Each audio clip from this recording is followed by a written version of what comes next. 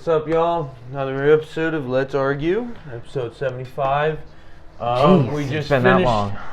We just finished up watching football all afternoon. We're right a few, good 30 minutes before Sunday night football. Trying to get this episode in quickly.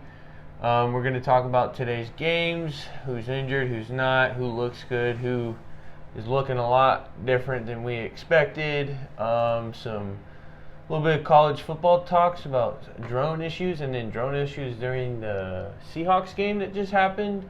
Yeah, that was weird. Yeah, we're getting this one in quick, kind of late, but I had a change in the shift at work, so it's going to be more towards the afternoons now when we push our episodes out, not so much in the mornings. Yeah. For the time being, till I figure out what my off days are, I will not be here next week. Everybody, I will be out of town for about a week or two. Well, about next weekend I won't be in town. So we're probably gonna have to do a remote episode. No YouTube content. YouTube, we're here for you this week. Before we get started, I think me and Eddie, we're gonna get the merch rolling. We just got to get in contact with the graphic art designer for us. We already have someone in mind that's going to do it. We already have ideas, concepts, t-shirts, hoodies. We're looking for the kind of like gym wear, dry fit type shirt, and then hoodies, just because I'll be hoodie season out here. So that's sweater weather. Put a few things together, and I can give you all the full deets on what it's going to look like exactly, but we'll give you the styles at least. So yeah, now you guys know. T-shirts, hoodies. Sometime in the near future, we feel like getting that out rolling. We also want to bring up, we might be switching over to a new platform. That's a very strong possibility. This has been talks that Tyler and I have had about for a while now. Taking expand the growth. Taking the next step, but I mean it's in due time. We want to be sure that we completely make the best content for you guys and have a platform that will help us put that out. Yeah, better promotion abilities, stuff like that. Get the content out to people, get to see us, get to hear us better. Yep. We'll be more noticeable, stuff like that, especially with merch coming. Merch obviously is not going to be so huge where you can order it anytime you want. It's probably going to be limited times, just because we don't have a store. Yeah, it'll probably be like a limited time run. Here and there. Yeah. Just kind of like how we did the giveaway. We'll give y'all a heads up, drop dates, stuff like that. Other than that, there's been quite a few upsets this weekend. Yeah, so diving right on in, Bills and Dolphins, probably my favorite game of today, honestly. Yeah, that was an entertaining game. I think Dolphins kind of made a statement today. It wasn't super high scoring. It was, very back and forth, a lot of turnovers. It was combined points of close to 40. Yeah, well, actually 40, yeah. Yeah, 40. And Josh Allen, 42 of 63 attempts. 400 yards, 2 touchdowns, as well as rushing. I mean, Josh Allen carried the... Bills definitely had this one. They just didn't get it clocked. They should have clocked it, I think, a couple times, took the extra downs. Yeah. Earlier in the last drive that the Bills had. Yep. For those that watched, I think you can agree with us on that. The Bills really had that. If they would have just clocked it the play before, I think they would have been all right. But they also, they could have made this game look so much more interesting whenever the third and goal, and Josh Allen just kind of hiccuped, maybe hesitated, and underthrew a pass. I don't remember who was there. I believe it was Stephon Diggs, but yeah, it could have been a touchdown. It could have been Miami trying to get back into the game, but next thing you know, they turn it over, give it to Miami. Actually, yeah, it was 4th and goal. Turn it over to Miami, do a 3 and out, and then Miami had to punt the ball. Yeah. That man punted. This dude, don't have his name, but that man punted this guy just right up in the crack. Yeah, and that ball pulled a Mark Sanchez with his foot. Yeah, and that was some pressure. Yeah, Right I mean, it was pretty insane just watching it live, and you didn't know where the ball went, you didn't know what happened, you didn't know if it was tipped, you don't know if the punter just honestly just hit it straight up in the air. No, it was deflected by a butt. So his own guy. But they were pinned back like 8 yards behind the line of scrimmage. To punt, usually you got to be like 15 yards back, but they were pinned on like the one trying to punt. Yeah, yes. I think they were better off running the play and just turning it over, but... Yeah, so next thing you know, but throughout that whole entire game, I mean, that was the most exciting game for me. Tua got hurt. NFLPA is supposedly going to be investigating the Miami Dolphins on how they handled the Tua concussion protocol. Tua went down hard, hit his head on the grass, and stepped out of the game. Teddy Bridgewater came in. And then Tua shortly after, I think it was, 20 minutes, and Tua came out and started playing again. But, I mean, it's safe to say Dolphins look pretty damn solid. Yeah, Dolphins look good going into Week 4 next week. And I think the injuries are kind of taking a toll on the Bills right now. With Micah Hyde. Yeah, Micah Hyde, that's a big piece that they're missing. What was an exciting game that you watched? I would say the biggest shocker was the Jaguars game. Yeah, that was... Chargers did not look good at all today. I can tell you right now, I think that rib injury is really messing with Herbert. I don't think he was making plays, but I think there were some limitations there for the Chargers this week. Injuries are kind of... They're saying hello in Week 3. And I think Herbert may or may not play next week. I don't know how he's looking after a 36-10 loss to the Jaguars, but he didn't have the greatest of games. The team didn't look good. Defense, it looked all over the place. Jaguars are marching the whole game. Trevor Lawrence was definitely commanding the field. Justin Herbert, I mean, threw for 45 attempts and 25 completions, 297 yards, a tutty, and an interception. I mean, he definitely did not do any rushing. I imagine the rib just definitely hurting him. But, one thing with the Chargers that I've noticed is that they have yet to really establish a run game at all. Yeah, and I would like to say this, just to kind of finish up the recap on this game, because it was just one-sided the whole way. Yeah. The AFC West is up for grabs because Raiders lost, Chargers lost, and the Chiefs lost. And so Broncos tonight have a chance to make their way in. That's true. And the AFC South, Jaguars are in head. I think for the first time in a while. They said it's the first time since 2018 or 2016, I want to say. Yeah, Jaguars haven't been in it for a while. And I think they're excited that Doug Peterson kind of woke this team up. It looks like. Yeah. Got them rolling. I think it's the perfect fit so far. It's working for Trevor Lawrence. It's the kind of style ball he likes to play. Yeah. Deep ball, moving the ball around. Run game was off the charts. Run game was definitely established with Robinson. I mean, ran for 100 yards. That was a stellar performance. But you did mention the Chiefs losing today. Want to kind of talk about that. That is the Colts' first win and Matt Ryan's first win in a Colts uniform. Yeah. I would say Colts looked shaky in this game. I think they took advantage of the mistakes that the Chiefs have made. I think Chiefs just kind of had like a bad week, it looks like.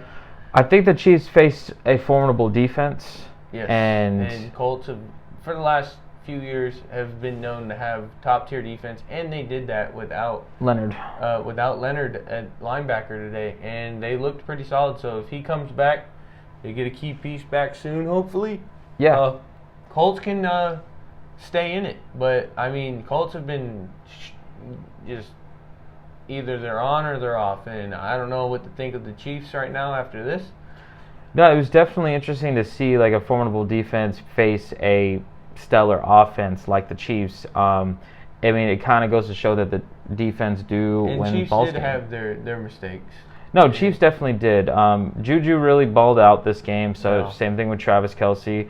Patrick Mahomes did Patrick Mahomes things, but what ended up winning the ball game was defense, and They could not establish a run game whatsoever.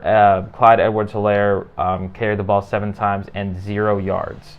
It was kind of interesting just to see that happen. And, I mean, the Chiefs had this game on a silver platter. Matt Ryan fumbled the ball twice. He has the record for the most fumbles this season of 8 in 3 games. Yeah, I mean, he definitely they have an O-line issue, but there's quite a few teams out there that have an O-line issue right now. Like, there's going to be that is true.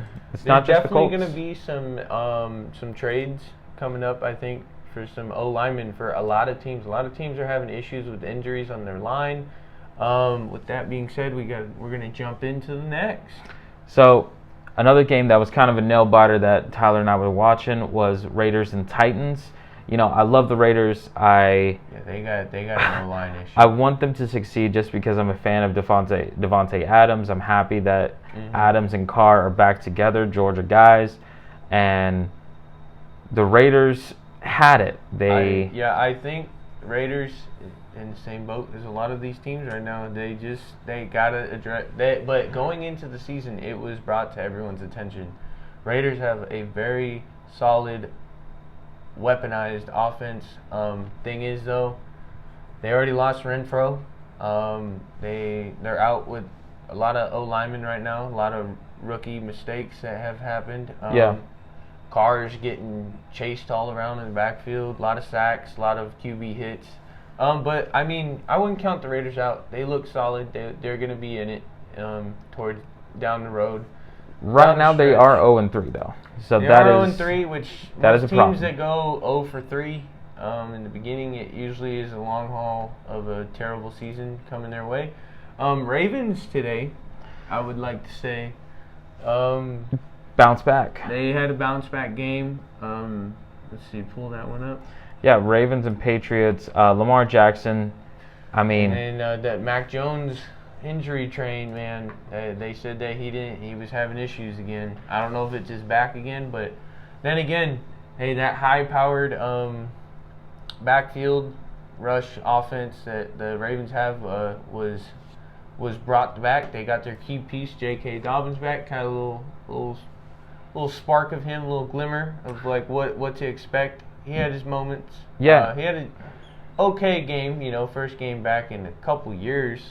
Yeah, but I would say you're probably not going to see him probably get a huge workload until probably halfway point, kind of working back into the offense. I'd imagine Justice Hill. I mean, he had a pretty good game, 6 carries, 60 yards, averaging 10 yards a carry. Now, with that being said, I mean, Lamar Jackson's still doing what he does, 11 carries for 107 yards and a touchdown. Now, Lamar Jackson threw for 4 touchdowns and only 218 yards. Patriots, Mac Jones, and the Patriots offense just could not connect. They connected quite a bit, just kind of, I mean, we saw the score. A lot of fumbles, which that wasn't all Mac Jones' fault whatsoever. No, man, he was throwing dimes. He was throwing dimes. And honestly, we saw a pretty awesome Patriots offense. But Mac Jones, terrible reads. I said it. Absolutely terrible reads. And maybe that's just, this is his only, second year in the league? Yeah.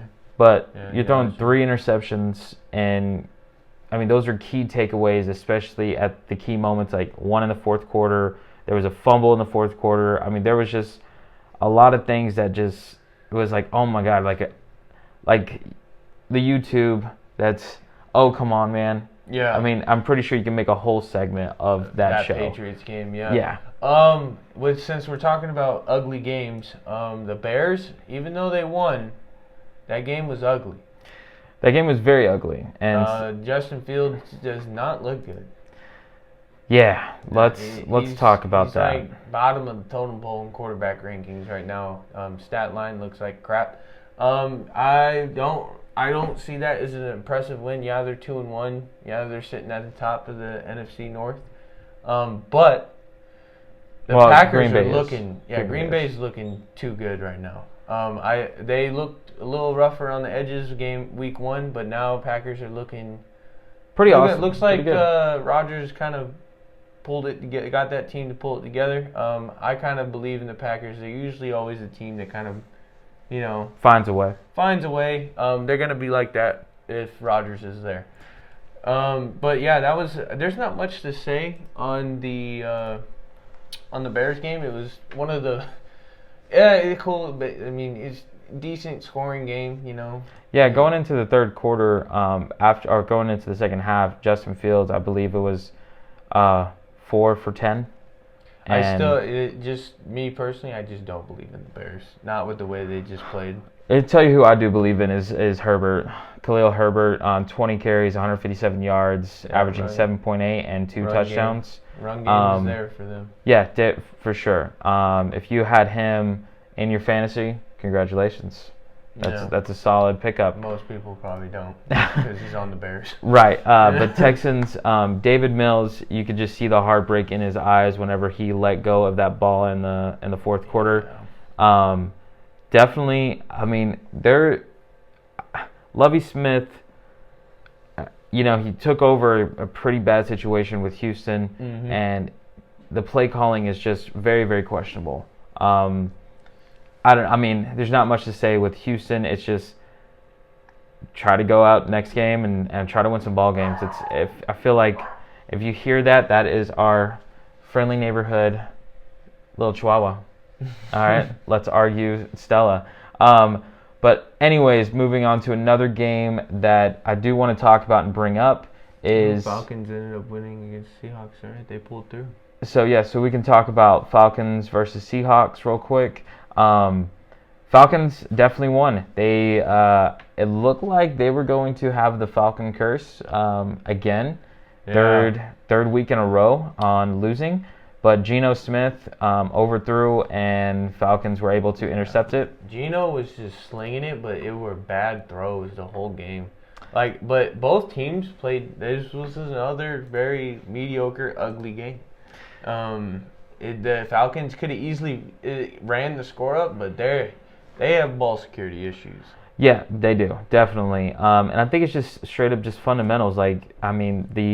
The fumble that Marcus Mariota had and his running back, not Cordell Patterson, is backup. I'm not sure his name. What was he finishing out with?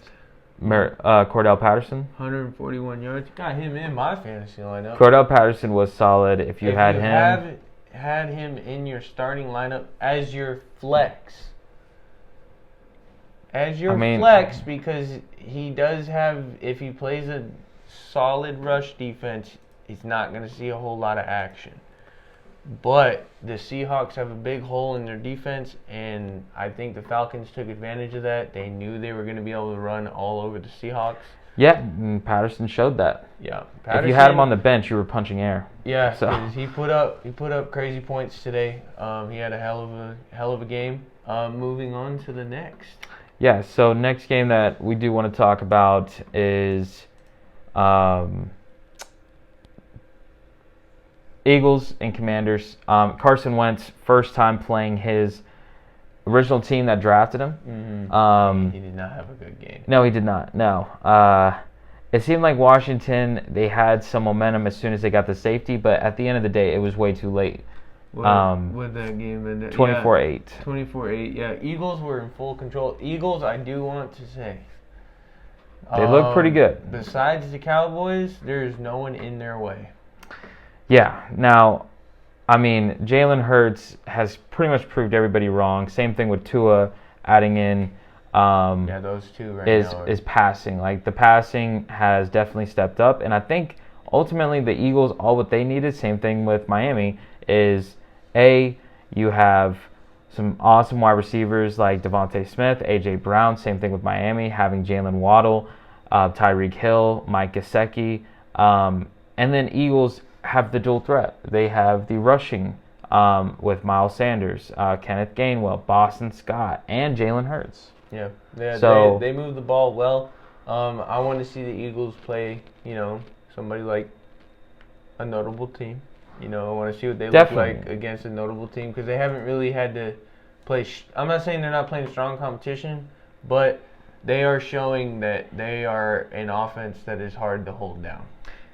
For sure. I mean, they are a high-scoring offense that will just rush the ball down your throat. I think the next one we should hit on is and just kind of piggybacking off of that real fast, Eagles actually play the Jaguars, so you will see a notable defense against a heavy passing offense, and we saw that with the Jaguars played the Chargers today. Mm-hmm. We did already go over that, but the Jaguars defense just looks solid. Moving on, though, Packers and Buccaneers. Aaron Rodgers, Tom Brady, two vets going at it. Came out on top. Very low-scoring game. Very low-scoring. Definitely have an issue. Not having Julio, not having Mike Evans, not having Godwin showed today. It's a problem. It's a problem. They picked up Cole Beasley, had his little sparks here and there, but like obviously this is week one with the new team, so he's probably not going to see. I hope no one was expecting anything crazy. He's just a vet that's filling in a hole in their offense right now. Yep. They do get Mike Evans back next week. They'll probably have Julio back next week as well. But Buccaneers have an injury issue, and if that carries on, they also, I believe, lost another O-lineman today. So, yeah, it's tough to see. I mean, injuries can definitely make or break a game, and it's up to the person right behind them to step up. And if they don't step up, I mean, you saw Buffalo versus Miami. Buffalo, I believe the three rookies that started today in their secondary, I mean, definitely stepped up as much as they could. But, I mean, at the end of the day, I mean, you're playing people that have been in the league. I would have to say the Packers caught a break. Yeah, I mean, it was still a low-scoring game. It was a good game. It was a defensive game, honestly, but Packers ended up getting on top. Bengals, Jets. Yeah, Bengals, this is what Joe Burrow and the Bengals needed, a bounce back. Now, I think this proved that they're not bad. They have some holes in their offensive line, but they were playing, as you can see, they were playing a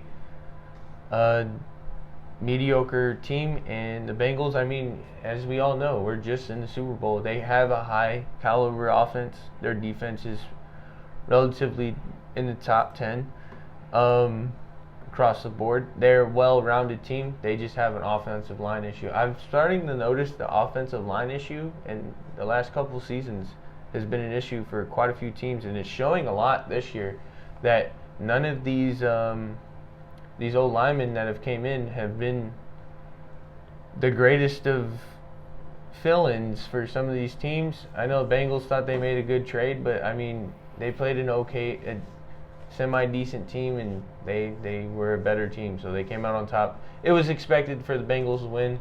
I would say if Bengals don't win these kind of games, that they were going to run into a big problem coming down further down the season. If they're winning games like this, they can stay in it. So, that being said, I think we pretty much hit on all the games today. Wouldn't mind talking just a little bit about Lions and Vikings.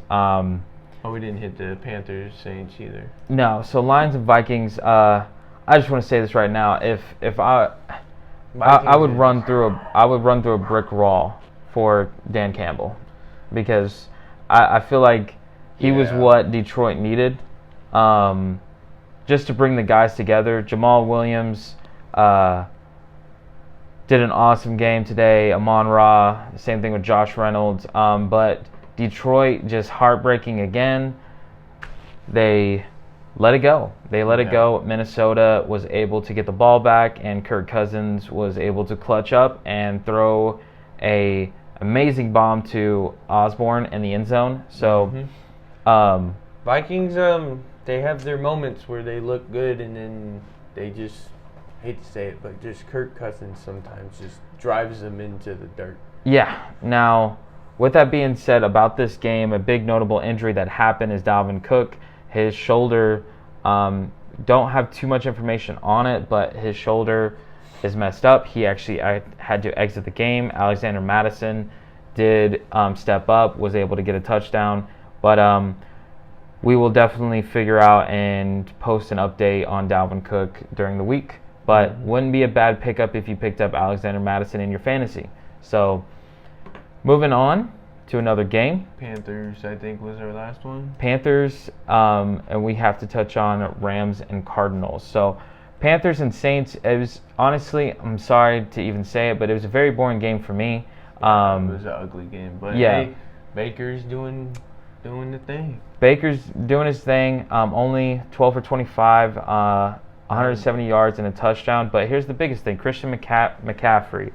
Now he's only averaging 4.3, but 25 carries to 100 yards. So I think this was one of his first games that he broke 100 yards since his injury. So I think it's safe to say McCaffrey might, hopefully, can continue to stay healthy. Yeah, because it's starting to look like they're upping up his workload. So as the weeks go, I would keep an eye on the Panthers because they seem like they're getting it rolling. Last but not least, Rams, Cardinals, NFC West showdown. It was a highly competitive game.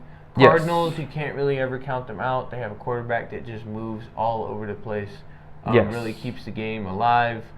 Long offensive drives. That's what helps Cardinals win the game and keep them close. But Rams defense was just all over it today. So kept them down to 12 points. Yeah. Now, Rams, a lot of teams lost some key players, and Rams was one of them. Definitely. And Rams had ball security issues today. Some turnovers. The O-line letting the defense get to Matt Stafford a whole lot. I think it's gonna be an issue when they start playing strong defenses. Yeah, and Cardinals is one of those teams that does have a strong defense in a way. I mean, it was a very back and forth game, it seemed like. But the difference between the two, Rams actually had an established run game at one point with Cam Akers. Yes. So Kyler Murray was trying to get, the passing game going, and he was with Marquise Brown. Hollywood, 14 receptions for 140 yards. Yeah, I mean, he was having an awesome game. There was a lot of drop passes in today as well. I think there was 9 total drop passes. Yes. A lot of them was Zach Ertz. Honestly, no faith in the Cardinals. Sorry. No, I don't see it. I just don't see it. They're good, but they lack offensive ball movement. Yeah. No. They're kind of one guy type of offense right now, and that's obviously Hollywood Brown. Yep. Until they can get the ball moving with D-Hop when he gets back, they still got to go a couple more weeks without him. So I can tell you right now that suspension really hurt that team, and it's showing right now. For sure. Now moving on to primetime Sunday night. Sunday night football. It's about to kick off in a couple minutes. So 49ers versus Broncos. It is safe. Get ready, guys, because we got about 2 minutes to get this spit out. Broncos offense has not been impressive one bit. And I think that has to do with the head coach. Now, Jimmy G is actually 1-4 against Russell Wilson. That was when he was with the Seattle. But it's going to be an interesting game because they're in Broncos country. Nathaniel Hackett, what are you going to be calling? Is it going to be another showcase like last weekend? Are we going to see the Broncos head coach still be employed next week? It's going to be interesting. And if Jimmy G can pull off another win with the 49ers. I think today's score prediction is going to be 24-14 Niners. I think it's going to be 21-17 Niners. All right. You guys heard it here. Hopefully we can get this out for kickoff. You guys hear our predictions. You guys give us your thoughts. Another primetime game is coming up. We're going to hit a short break real quick, though, for Monday Night Football predictions.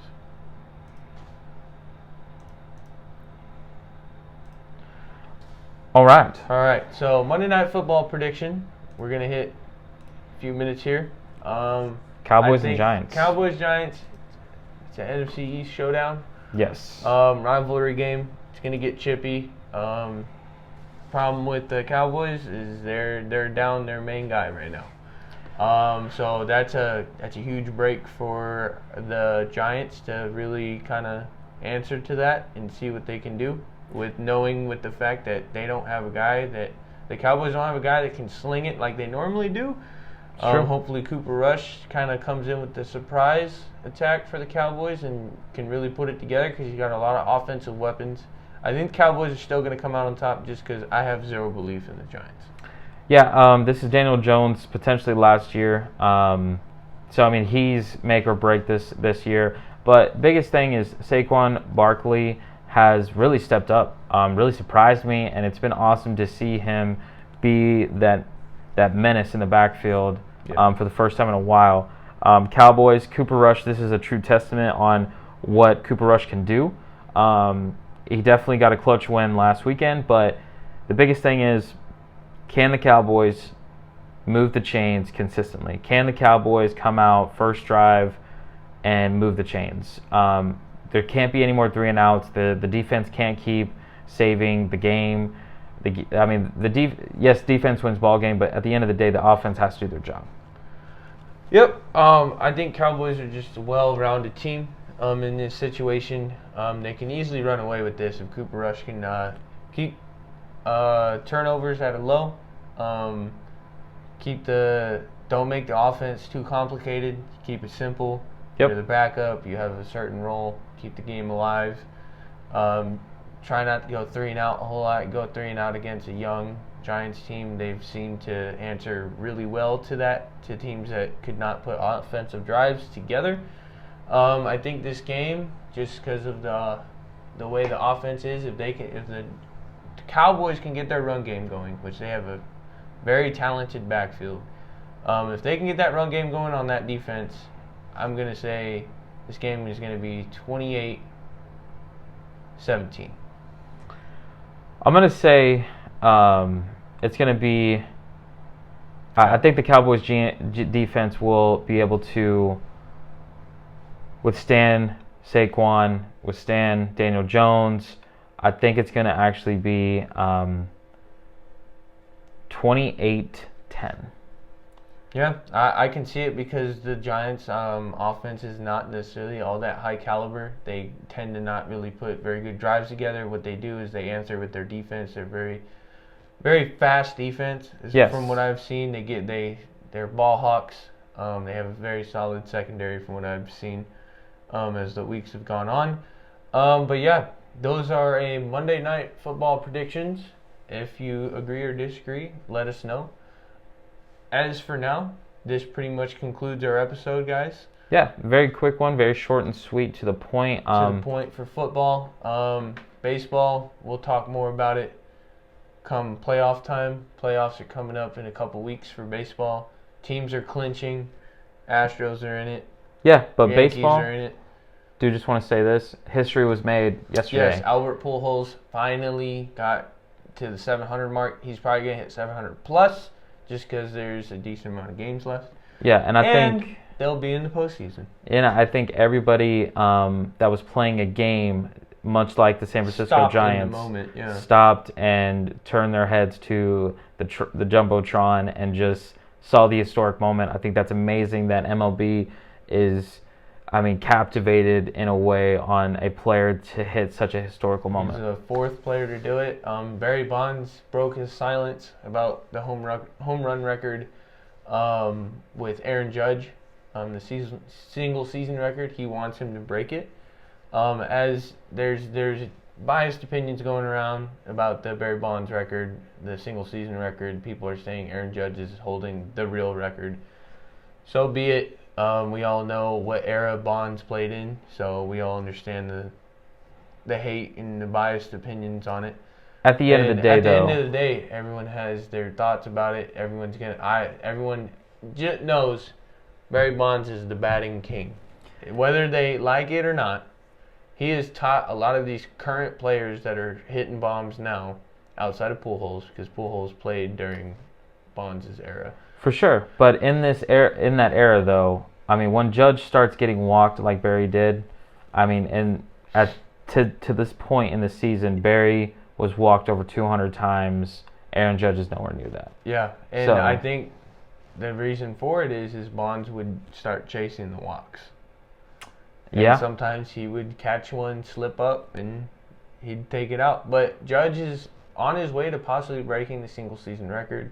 Right now, he's about to break the single season record for Yankees. Yep. I believe it's 62. He's right there. He's going to get it. There's enough games for him to get it. He's a power hitter. He usually hits a home run pretty much on pace almost every other game so far this season, which hey, we're watching history. Judge seems to be, as long as his career, his longevity lasts, he can march along up to those Albert Pujols numbers, hopefully, and get to that club of 700 plus. It'd be cool to watch, but as they all say, history repeats itself. For sure. I mean, there's always going to be possibly another Judge coming in the league one day, another Barry. It's coming. But with that being said, guys, we gave you all a little bit of a baseball segment.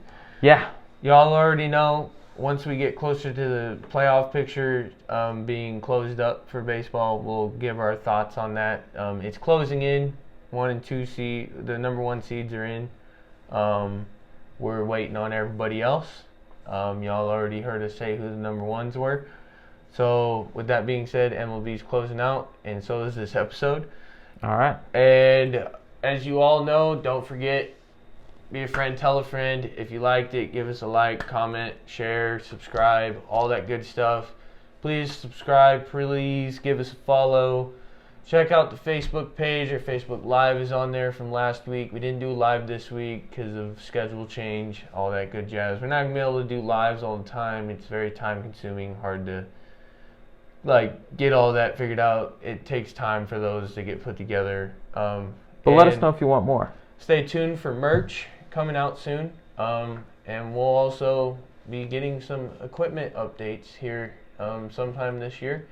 So yeah, we'll be having some changes coming in the near future. Yeah. As always, we've always been saying there's some changes. As you can see, we've made our tweaks here and there. But thank you guys for listening, and that is it. One love. One love.